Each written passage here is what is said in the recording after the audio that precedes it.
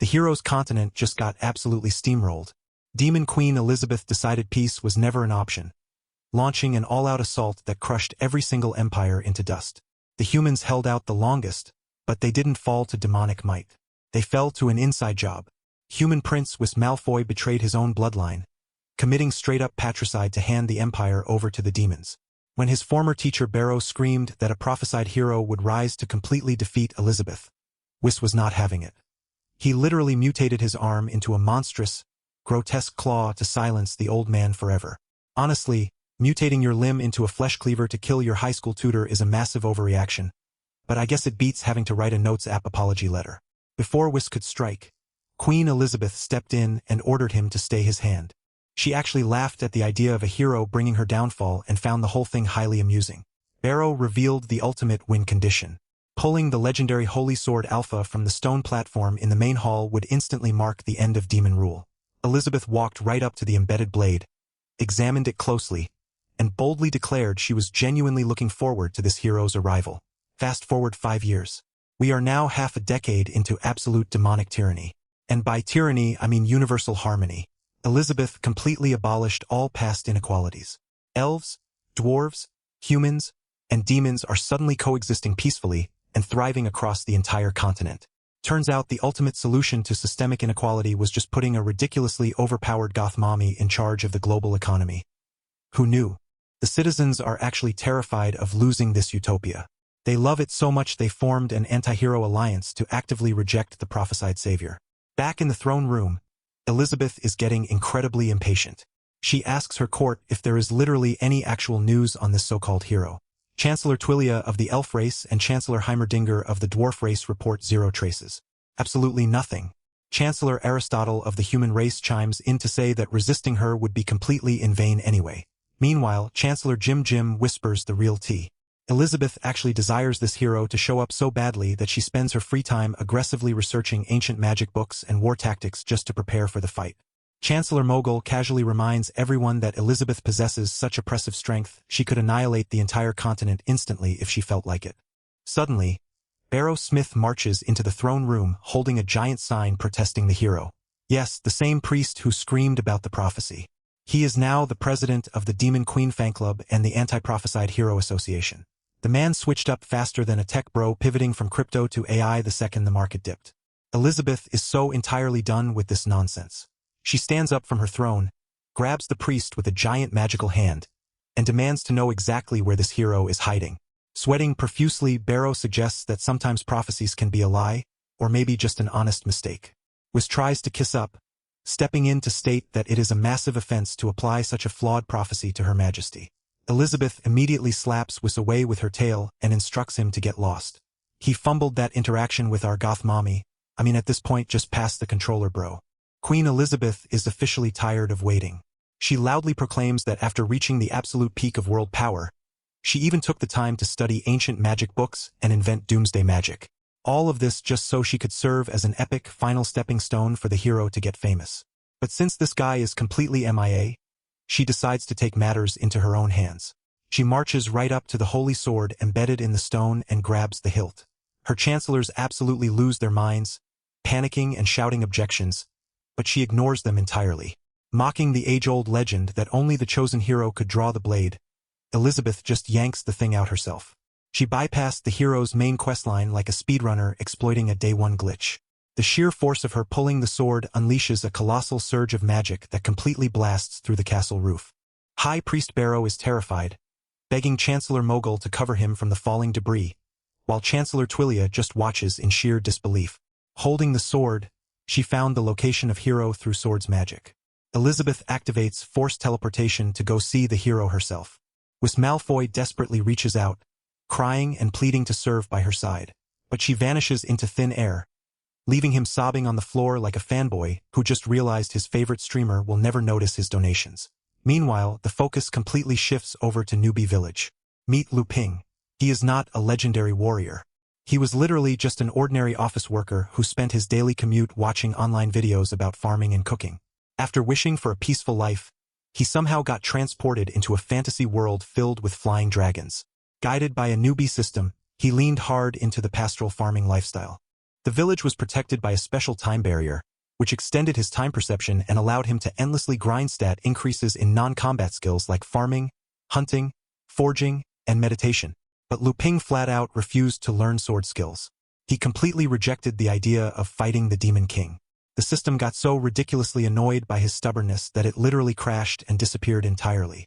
The magical AI quit its job faster than Henry Cavill returning as Superman. Content with his quiet, isolated lifestyle, Lu Ping ignored every single previous system warning, demanding he leave the village. He decided he was just going to live right there forever. Wrapping up a long day of farming, he is about to gather some firewood when he realizes he left his favorite axe, De Zhuang, deep in the woods. Suddenly, the sky turns pitch black. Massive dark clouds and crackling lightning fill the air as Elizabeth violently descends from the heavens. She proudly declares that she has finally found the legendary hero. Lu Ping is completely unaware of her terrifying, godlike presence. He looks up at the apocalyptic dark magic storm, assumes it is just a really bad rainstorm, and starts frantically sprinting back home. He completely ignores the ultimate boss of the world because he is desperately trying to save his drying clothes and his dried fish from getting ruined. Bro has his priorities completely locked in. And high above, Demon Queen Elizabeth just floats there, silently watching his little cottage in absolute confusion. Lu Ping breathes a massive sigh of relief because he actually managed to save his precious dried fish and sausages from the storm. His moment of culinary triumph is instantly ruined when his electronic dog ManhwaKey starts aggressively barking at the sky. Lu Ping casually looks up, spots Demon Queen Elizabeth ominously hovering overhead, and turns to his robot dog to ask exactly what that thing is. Calling the supreme ruler of the Dark Realm a thing is certainly a bold choice. That is like looking at a Category 5 hurricane and calling it a mild draft. Elizabeth is highly offended by the casual disrespect. She loudly declares she is going to verify if he is actually the prophesied hero once and for all, violently launching Holy Sword Alpha straight down toward him. The legendary blade ignores physics entirely, automatically flying directly into Lu Ping's hands thanks to its inherent tracking and recognition system. Watching this unfold, Elizabeth notes that while the weapon undeniably recognizes him, his magic sensing abilities are literally worse than an ordinary foot soldier. Naturally, she assumes he is just a master of deception concealing his true, terrifying strength. Refusing to be underestimated, she declares herself the strongest demon queen in history and vows to completely obliterate him where he stands. She starts charging up Abyss Magic Extinction, filling the sky with multiple high-level destruction magic circles. Down on the ground, Lu Ping is having a full-blown internal meltdown.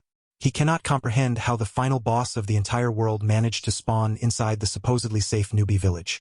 The universe really just bypassed his farming simulator and dropped him straight into Elden Ring. He desperately tries to silence ManhwaKey, begging the dog to stop barking and provoking the apocalyptic magic lady in the sky. But then, a wave of pure, unadulterated resignation washes over him. He realizes that if the Demon Queen is right here in his front yard, this encounter was completely inevitable even without leaving the village. So, he makes the most logical choice for a former corporate office worker facing absolute doom. He just gives up. Lu Ping casually tosses the legendary Holy Sword Alpha onto the grass, turns his back on the ultimate evil, and walks inside his little house. He firmly closes the door, deciding he would rather just peacefully perish alongside his home. From Elizabeth's perspective in the sky, this looks entirely different. She completely misinterprets his quiet retreat as an act of supreme, unfathomable arrogance. To her, he is boldly inviting her to hit him with everything she has. She is left utterly baffled by the serene, accepting smile he gave her right before shutting the door in her face. As her cataclysmic magic finally descends to wipe his cottage off the map, an unexpected defender steps up. ManhwaKey the robot dog completes its automated threat calculations. The little electronic pet suddenly transforms, entering a hidden battle mode by unfolding an advanced, heavy missile artillery array straight out of its back. The dog fires a massive, high-tech rocket barrage directly into the sky to violently intercept the destructive magical attack. Bro really just brought an ICBM to a wizard fight. As ManhwaKey continues barking aggressively outside, Elizabeth glares down in pure contempt. She angrily accuses the supposed hero of arrogantly relying on an advanced magical tool with awakened sentience to do his dirty work. Loudly declaring that absolutely everything is inferior before her supreme might, she decides to just end the confrontation right then and there. She claims she has completely lost interest in probing the hero any further and unleashes apocalyptic magic. Elizabeth casts Earth Recasting, a devastating high-level spell meant to violently destroy the entire landscape. But ManhwaKey is not just a standard household appliance. The robotic dog quickly processes trillions of threat calculations and counters her ultimate attack by deploying literal quantum mechanical black holes. The miniature black hole completely swallows and nullifies her cataclysmic magic, instantly clearing the dark sky. Elizabeth is left floating there in disbelief that her apocalyptic spell was just erased from existence. Naturally, she assumes the legendary hero perfectly calculated and countered her magic from inside his home. Meanwhile, Luping is literally just lying flat on his bed, fully prepared to die at any given second. Descending from the cleared sky, Elizabeth starts laughing maniacally. She openly admits that she severely underestimated her opponent and slowly extends her razor-sharp claws.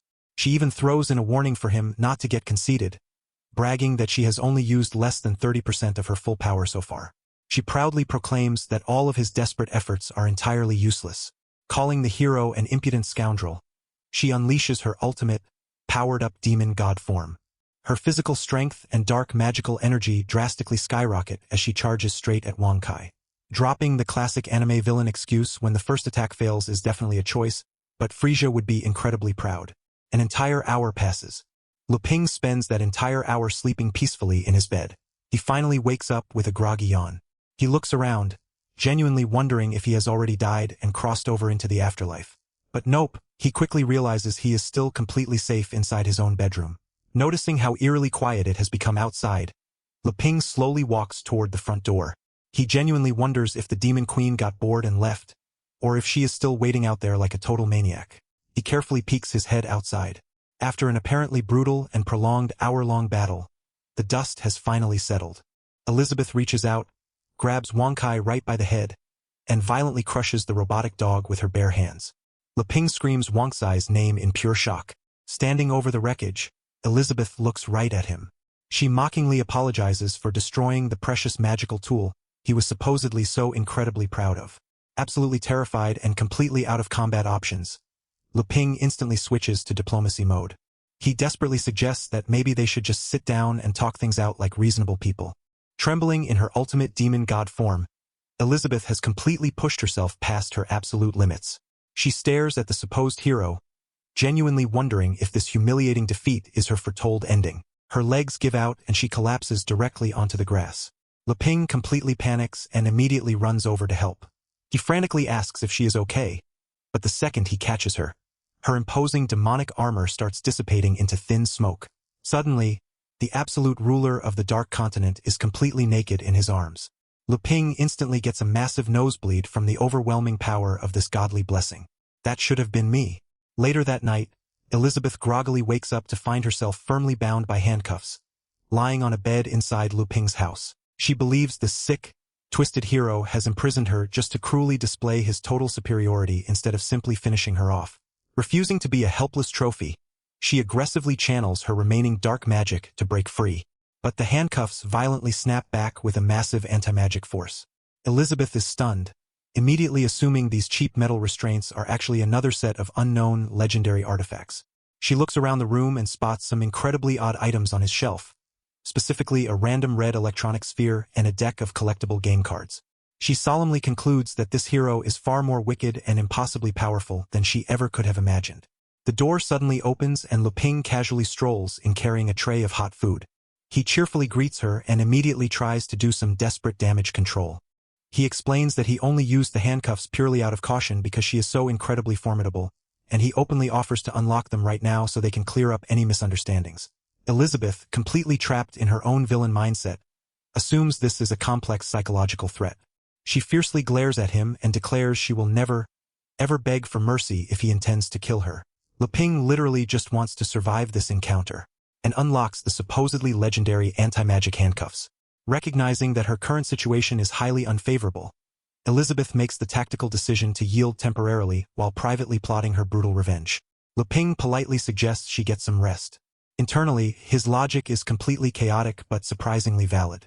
He specifically avoided killing her because he is terrified she might possess a second-phase resurrection skill.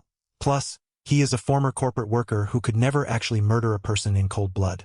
His master plan is to just become her best friend, so he can finally resume his quiet, pastoral farming lifestyle. Trying to lighten the heavy mood, Ping dramatically laughs and gestures over his shoulder. Elizabeth immediately interprets this harmless gesture as further cruel mockery of her total defeat, turning his attention to the scattered, broken pieces of ManhwaKey, deeply sighing as he notes what an absolute mess his poor pet has become. Sitting on the bed, Elizabeth asks if ManhwaKey was Ping's most powerful magical tool. Ping nervously rubs the back of his neck and replies that he actually just built the ManhwaKey recently. In his mind he thinks, what magic tool? It's just a little thing he built here out of pure boredom. Elizabeth's villain brain starts racing.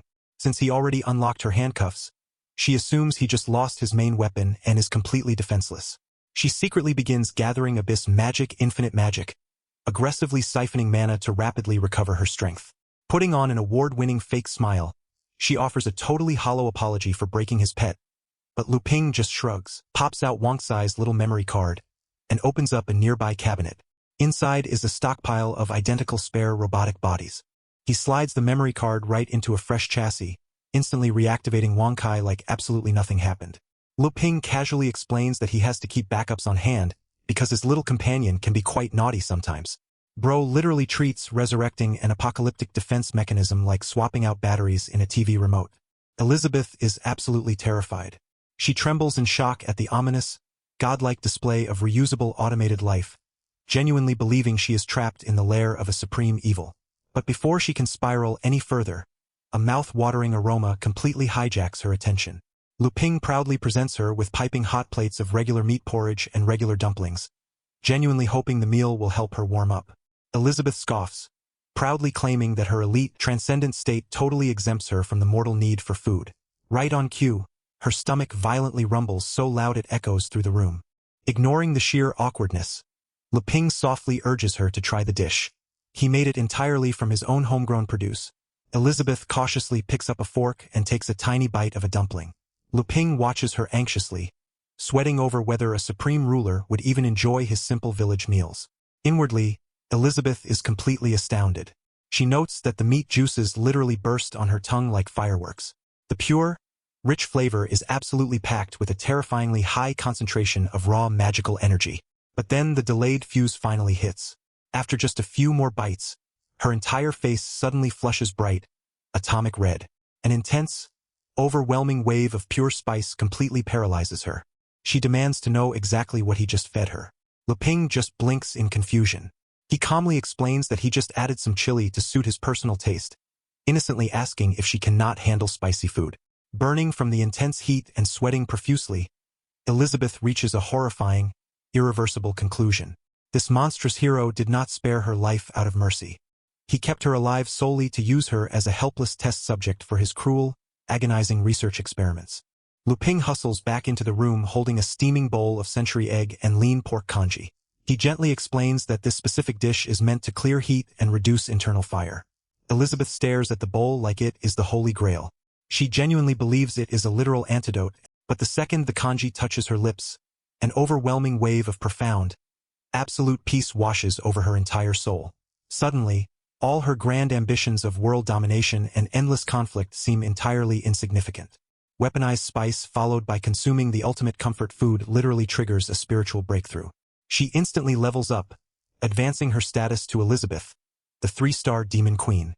Sitting on the bed, Elizabeth fiercely demands that Ping finally reveal his true demands. Ping nervously rubs his neck and simply suggests researching how a hero and a demon queen could just coexist peacefully. Naturally, Elizabeth's villain brain completely misinterprets this. She assumes he is acting as a mastermind, directly challenging her to grow stronger just to see if she could ever actually defeat him. Trying to keep the peace, Ping quickly promises to completely accommodate her and prepare tons of delicious meals. She somehow completely misunderstands this too, doubling down on the idea that he is just pushing her limits. Frustrated by the intense mind games, Elizabeth waves her hand and tells him to never mind, just forget it. Ping completely panics. Hearing the words forget it makes him terrified that diplomacy has failed and she still wants to straight up murder him. Instead, Elizabeth dramatically stands up on the bed. She proudly declares that she agrees to his twisted proposition to jointly pursue the absolute pinnacle of strength. But she follows it up with a deeply menacing glare, warning him that her dignity must never be violated under the strict threat of mutual destruction. Ping, a guy who literally only wants a quiet life, aggressively agrees to all her terms without a single second thought. He eagerly promises to keep bringing her everything delicious, and she smugly replies that he can feel free to conduct his research on her anytime. Bro accidentally negotiated himself into a becoming wife of the literal apocalypse. Fast forward one entire year. Luping is outside getting his daily chores done, routinely splitting firewood on a stump. Oh, and he is using the legendary Holy Sword Alpha as his everyday chopping hatchet. He pauses to reflect on how much the village has actually changed ever since Elizabeth shattered the protective time barrier on day one. With the barrier completely gone, the local time synced with the real world and the spatial concealment totally vanished. Now, the village is fully exposed in the middle of a deadly wilderness, where highly formidable, bloodthirsty monsters roam freely. However, absolutely none of those monsters dare to approach the property. They are all completely terrified of the overwhelming, oppressive aura constantly leaking from the demon queen inside the house. Luping realizes with quiet irony that he now completely depends on the final boss's presence just for his own daily safety. He is suddenly interrupted by Elizabeth loudly shouting from the second-floor window, demanding to know where her lunch is. Like a lovely wife, Luping yells that he is coming right away. He sprints back to the kitchen. Luping fully accepts that keeping the demon queen around is his only viable survival strategy for the monster-infested wilderness. Meanwhile, the supreme ruler of darkness is currently lounging on his couch, watching recorded television videos like a glorified iPad kid. She casually asks if his system has any new updates. Wearing a bare apron, Luping replies that the system is long gone, and announces that lunch is officially served. Elizabeth immediately starts complaining. She grumbles that the potato chips he gave her are like a slow-acting poison, making her increasingly lazy. Luping casually drops the bombshell that potato chips actually cause severe weight gain. Elizabeth gasps in horror as she looks down and pinches a newly formed roll of stomach fat. But instead of hitting the treadmill, she just flexes her god-tier abilities. She instantly activates deep-sea magic negative attribute conversion. This highly specialized spell literally vaporizes all of her accumulated body fat and converts it directly into concentrated, raw magic power. Her perfectly slim figure is instantly restored, leaving Luping staring in absolute amazement. If they could bottle and sell that spell in Hollywood, Ozempic would file for bankruptcy by Tuesday morning. Sitting at the dining table, Elizabeth gives a smile and says she figured out his sinister depravity trap before happily stuffing her face. Luping just keeps serving plate after plate as she eats with terrifying voracity. As he offers to make even more, he mentally notes that they are probably going to be living together for a very long time. But Elizabeth's villain complex acts up again, leading her to wildly suspect that he is just aggressively fattening her up for the slaughter. When Luping innocently offers dessert, she violently snaps. She angrily accuses him of treating her like a literal pig, loudly boasting that she has achieved more than 10 realm breakthroughs in the past year thanks to his magical meals. Fully fired up, she demands an immediate, all-out death battle to prove her supreme might. However, all of that apocalyptic aggression completely vanishes the exact microsecond Luping presents a plate of her absolute favorite cherry pudding. The mighty demon queen literally leaps into the air with pure joy. Luping quietly notes just how frighteningly easy it is to calm down the world's most dangerous entity with a simple sugar rush. Meanwhile, right outside in the deadly wilderness, an old, white-haired warrior and a blonde female knight are frantically running for their lives, heavily panting from sheer exhaustion. Many masked, purple-hooded assassins are relentlessly pursuing them through the trees like a bad omen. Closing the distance, the assassins activate spatial tearing to cast a deadly spell known as Nail Cage. Intricate, dark spatial webs violently erupt all around the fleeing duo. Before they can even react, the terrifying dark magic slices through the fabric of space itself, trapping both of them completely inside a restrictive, inescapable net. Still trapped out in the deadly wilderness, the old warrior desperately urges his daughter Evil to head straight toward the safety of the nearest town. He promises to stay behind and hold off their terrifying pursuers. Evil stubbornly refuses to just escape alone and abandon him. Her father immediately guilt-trips her, loudly reminding her of a solemn vow he made to her mother to protect her at absolutely all costs. A purple-hooded apostle from the Dark Guild catches up and summons a massive, destructive sphere of blue flames known as Ghost Fire. Determined to end this fight as quickly as possible, the old warrior unleashes his absolute strongest move, incredibly powerful golden sword slash that cleanly severs the Dark Apostle perfectly in half. But victory is immediately cancelled. The Apostle's dark liquid body just squishes back together, violently reassembling and fusing with a second apostle. The two of them rapidly mutate into a horrifying, multi-masked blue slime monster with drastically enhanced physical strength. Refusing to back down, Evil draws her bow and fires off natural arrow, launching a rapid volley of glowing green energy projectiles. The mutant apostle casually blocks her entire attack without even flinching. Her father panics, desperately warning her that he has absolutely no idea how long he can handle these dark guild freaks, and begs her to hurry up and run. The massive creature responds by violently slamming the ground, unleashing a heavy shockwave that easily knocks the pair off their feet. Following up instantly, the monster launches a brutal fiery strike that completely shatters the father's broadsword into pieces and slams his body hard into a solid rock wall. Coughing up blood and barely hanging on, he begs Evil to run away. Instead of fleeing, Evil completely gives up and offers to surrender quietly as long as the monster spares her father's life. The monster ignores her plea, roaring wildly as it mutates even further into a massive, towering blue slime blob of impending death. Just as the slime is about to obliterate them, the earth violently shakes. A colossal, skyscraper-sized beast known as Lord Mammoth casually steps on and effortlessly crushes the mutant apostle flat under its giant foot. But the bizarre chain of command does not stop there. Sitting comfortably on top of Lord Mammoth's head is a giant, robed yellow frog known as Immortal Frog. And sitting right on top of the frog's head is ManhwaKey, the robotic dog, perfectly chilling inside his little doghouse. Looking down at the situation, the giant frog casually declares that the danger has been completely cleared. The frog politely asks ManhwaKey exactly how they should deal with these two harmless humans trembling on the ground below. ManhwaKey computes the situation and firmly instructs the giant frog not to harm any harmless humans. The little robotic dog announces that he will personally scoop them up and bring these two terrified strays back for his master to deal with. Evil jolts awake inside a strange, unfamiliar bedroom. Panic instantly sets in as she screams about the slime monster, suddenly remembering her father's critical, life-threatening injuries. Terrified that he is going to die without immediate medical treatment, she scrambles out of bed. She rushes down the hallway and bursts through the front door, desperately calling out his name. But instead of finding him on his deathbed, she steps outdoors to an absolutely unhinged sight. Her father is standing in the middle of the yard flexing every single muscle in his body right in front of Lu Ping. Off to the side, Elizabeth marches up and angrily kicks ManhwaKey across the grass for daring to bring absolute riffraff to their home. Meanwhile, Lu Ping is standing there marveling at the old man, genuinely praising his incredibly sturdy frame. He activated a physical technique called Battle Soul Burning just to enhance his muscle mass and aura to a complete 100% output. Evil stares in sheer disbelief and demands to know what on earth he is doing. Her father proudly admits he stripped down to impress their powerful saviors. Elizabeth immediately glares at Evil, harshly asserting her total dominance by proudly stating she came first. The literal demon queen is acting like situationship is getting aggressively jealous over unexpected house guests, desperately wanting to avoid a conflict in his front yard.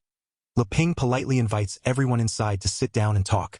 In the cozy living room, Lu Ping serves up cups of his homemade barley tea. Evil stares at the cup and asks if this is the miraculous potion her father spoke of. Lu Ping casually laughs it off, explaining that the miraculous healing liquid he gave her father earlier was literally just cold well water. The man cured near-fatal, magical blunt force trauma with a glass of tap water.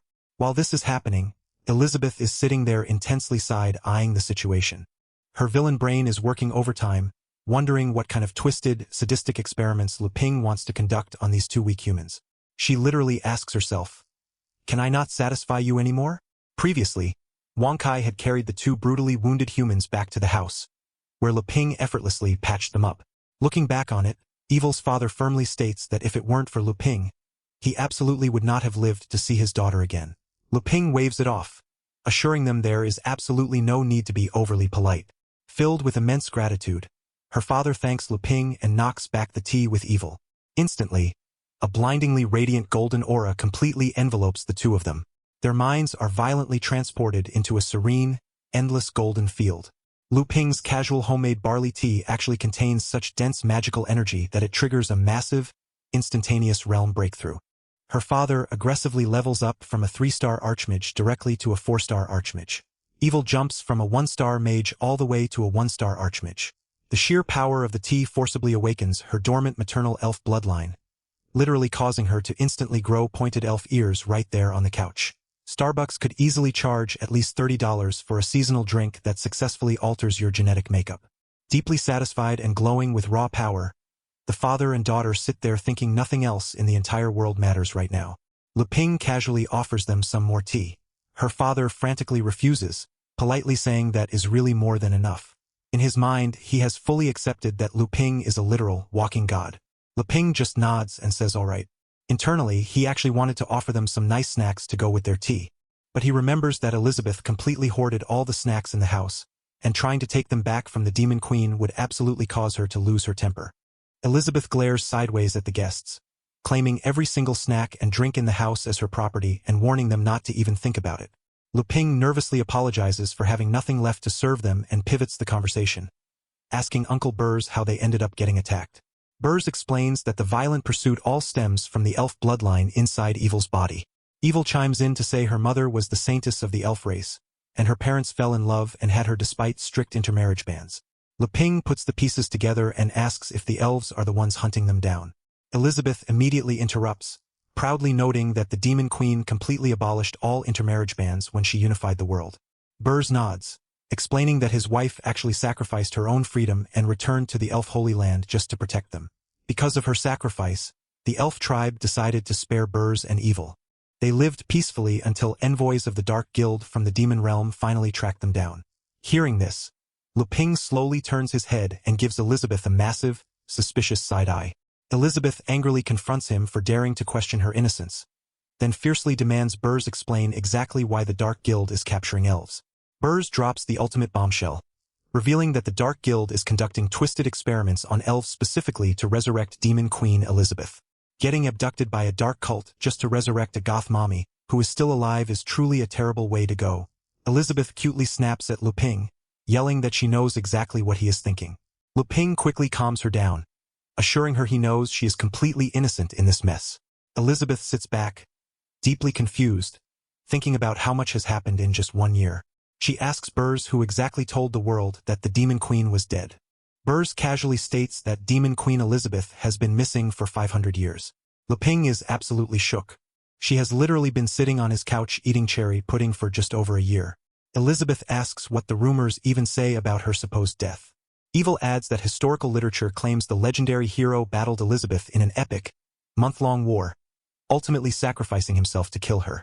Violently outraged by this fake news, Elizabeth unleashes a terrifying, blood-red aura filled with screaming skull phantoms. She furiously declares the story completely false, radiating such an intense killing intent that Burrs and Evil literally start foaming at the mouth. Trying to clear the air, Ping casually reveals that he is actually the legendary hero and she is the Demon Queen. Just dropping world-shattering lore over empty teacups like it is a piece of local neighborhood gossip. Elizabeth completely misinterprets his casual reveal as a cruel mockery of her defeat. She furiously slams the table and storms off into her bedroom. Burrs nervously looks at Ping and asks about his future plans now that the truth is out. Ping is having a total internal panic attack. He finally does the math and realizes that when Elizabeth shattered the newbie village time barrier, the spatial time desynchronized. 500 years passed in the outside world, while only 1 single year elapsed inside his little bubble. Later that night, Evil and Burrs are tucked into bed in the spare room. Evil romantically wonders aloud if the Demon Queen secretly fell in love with the hero 500 years ago. Burrs whispers back that they are basically just ants trespassing in the House of Gods, and they should stay quiet. Suddenly, a terrifying, menacing shadow of Ping looms large in the doorway. He stares them down in the darkness, coldly asking exactly why they are still awake. Standing in the dimly lit doorway holding a simple deck of playing cards, Ping casually invites his wide-awake guests to play a game. They gather around a single flickering candle as Ping cheerfully explains the rules and asks if they understand. Evil is already sweating. She senses a terrifyingly sinister aura radiating from the completely ordinary deck of cards and cautiously asks for the game's name. Realizing that the traditional name Landlord might confuse these fantasy locals, Ping decides to localize it and casually names it Dragon Fight. Hearing that title, Burrs and Evil instantly scream in sheer panic. Meanwhile, a miniature Elizabeth is actually spying on the entire room from afar, using her high-level magic concealment technique to shrink her presence and observe completely undetected. Oblivious to the escalating terror, Ping clarifies the rules, explaining that 2 heroes must unite to battle a dragon, and their roles will be decided simply by drawing cards. Burrs leans over and frantically whispers to Evil that this is clearly a sadistic test to determine whether they will live or die. In their completely warped, fearful perspective, Ping's friendly smile transforms into the terrifying visage of an intimidating overlord urging them to choose their fate carefully. Telling Evil there is absolutely no time for hesitation, Burs firmly instructs her to grab her cards. The moment Evil's fingers brush the deck, a blinding electric blue energy violently flares out. They are instantly sucked directly into a swirling, alternate spatial realm created entirely by Lu Ping's cards. Just the simple act of lifting the cards completely drains every single drop of Evil's magic power reserves, forcing her to lean on her father just to stay conscious. Looking down at his starting hand, Lu Ping sees it is absolutely stacked with high-ranking cards and kings. He politely asks if either of them wants to take on the role of the dragon, but both of them violently shake in terror and quickly decline the offer. Since they passed, Lu Ping declares he will not hold back and be polite, eagerly drawing the extra cards for himself. He casually starts the game by playing a simple 8, passing the turn over to Burs. Desperate to pass this horrifying trial and survive the night, Burs looks at his cards and comes to a grim, terrifying realization. Actually playing a card in this twisted realm requires directly sacrificing his own physical life force. With no other choice, he slams down a jack card. He watches in pure horror as raw blue magic violently drains from his body, leaving his hand completely shriveled and rapidly aged. Playing a casual game of cards with your host should not cost you 10 years off your actual lifespan. But I guess inflation really is hitting every single market these days. Assuring Evil that he is completely fine, Burs takes full charge of the twisted game. Evil nervously passes her turn.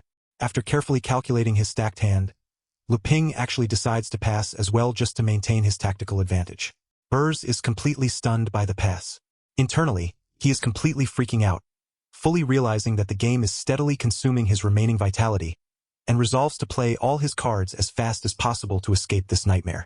Desperate to empty his hand as fast as humanly possible, Burs throws down a multi-pair card combination known as Flying Dragon. But heavy combos come with a brutal price. The play violently extracts his physical life force, draining it straight from his leg and causing him intense pain. The card combination manifests a massive, roaring blue spectral dragon right in the middle of the room. Observing all of this from above, miniature Elizabeth watches as the spectral dragon charges up and unleashes a colossal energy beam. Both father and daughter are left completely paralyzed in absolute shock. Playing a casual card game with your family usually ruins relationships, but this one is literally costing limbs and spawning laser-breathing mythical beasts. Lu Ping casually asks if anyone wants to claim the turn before starting a new round by playing a simple 3. Evil passes, allowing Lu Ping to smoothly follow up with a 10. Burs declines to play. With neither terrified guest able to beat his board, Lu Ping flashes a sinister smile. He confidently plays a massive straight sequence, dropping a 6 all the way through a queen. The cards instantly erupt into a violent blue energy wave, unleashing a terrifying, room-clearing tide known as the sky-destroying wave. The entire living room completely fills with deep, illusory water. Burs and Evil are completely submerged, violently gasping for air and panicking because the flood prevents them from making any further moves. Not giving them a single second to breathe, Lu Ping immediately follows up with a full house, slamming down 3 of a kind with a pair. The play instantly summons a terrifying ghost chariot drawn by menacing phantom horses. Burs is absolutely terrified, bracing himself for the end. But this time, Evil fiercely steps in. She loudly declares that she will absolutely not hide behind her father's back anymore and slams down her very own 3 of a kind with a pair. Channeling the play, Evil summons her own ghostly chariot drawn by phantom horses to clash right back at Lu Ping.